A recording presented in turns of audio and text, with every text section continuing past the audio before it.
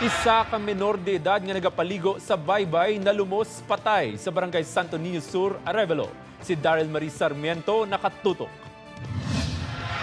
Dalago nga balod ang ginatumod nga rason sang pagkalumos sang isa ka menor de edad sa barangay Santo Niño Sur, Arevalo.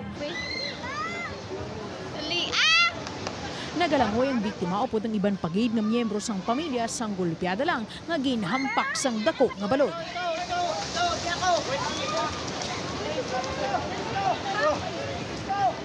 Sobra guro ka balod, balamam ga balik ang balod, guro na ano, sabla ka gasta nga hindi yan na natungkad. Tungod kay lubog ang tubig, agdalag ko ang balod, ginbudlayan ng mga katapos ang rescue team nga makita ang bata. Ginkilala ang biktima nga si Jess Ray Punsaran, 10 katuig ang edad, kag residente sang barangay South Fundidor, Molo. Hindi man sila nagpatunga, diri lang sa medyo igad-igad, kaupod, yung mga pakaisahan niya. Galing kay do nag-ano lang ang balod, bala, do ano siya sang balod, do yun do natumba siya, bala ka do hindi nadatapan mo. Gilayo naman nga gindala sa ospital ang biktima apang napatay ini samtang ginabulong. Treatment pa siya pero as of 1:40 do nag-declare ang doktor nga waay na siya.